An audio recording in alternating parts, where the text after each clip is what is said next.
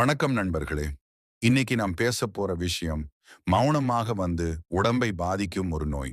சர்க்கரை நோய்.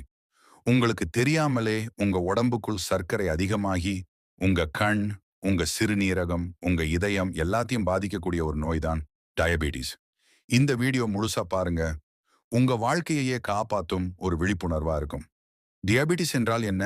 நண்பர்களே, நம்ம உடம்புக்கு சக்தி தர்றது சர்க்கரை, குளுக்கோஸ். அந்த சர்க்கரையை சரியாக பயன்படுத்த இன்சுலின் என்ற ஹார்மோன் தேவை. ஆனா இன்சுலின் சரியாக வேலை செய்யலனா அல்லது போதுமான அளவு இல்லனா ரத்தத்துல சர்க்கரை அதிகமாகிடும்.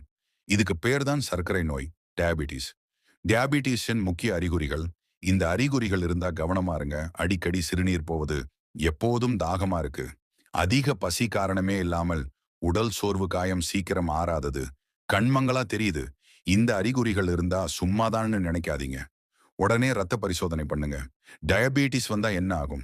நண்பர்களே, சர்க்கரை நோயை கவனிக்காம விட்டா மெதுவா, மௌனமா உங்க உடம்பை அழிக்கும். கண் பார்வை குறையும், சிறுநீரகம் பாதிக்கும், இதய நோய் வரும், நரம்புகள் பலவீனமாகும், கால்களில் புண், வெட்டு கூட, கால் இழக்கும் நிலை கூட வரும். அதனால தான் சொல்றேன், அவேர்னஸ் தான் ஃபர்ஸ்ட் மெடிசின். டயபெட்டிஸை கட்டுப்படுத்த முடியுமா? ஆமாம் நண்பர்களே, 100% கட்டுப்படுத்த முடியும். இதுக்காக நீங்க செய்ய வேண்டியது தினமும் நடைப்பயிற்சி, குறைந்தது 30 நிமிடம் அதிக இனிப்பு, எண்ணெய் உணவுகளை தவிர்க்கவும், காய்கறி, பழங்கள் அதிகமா சாப்பிடும். காலத்துக்கு மருந்து, 3 முதல் 6 மாதத்திற்கு ஒரு முறை சர்க்கரை பரிசோதனை நினைவில் வச்சுக்கோங்க. ஒழுக்கம் சமம், கட்டுப்பாடு கட்டுப்பாடு சமம். ஆரோக்கிய வாழ்க்கை நண்பர்களே. சர்க்கரை நோய் ஒரு சாபம் இல்ல. கவனிக்கலன்னா சாபம். இன்னைக்கு நீங்க எடுத்த ஒரு சிறிய முடிவு உங்க நாளைய வாழ்க்கையை முழுசா மாற்றும்.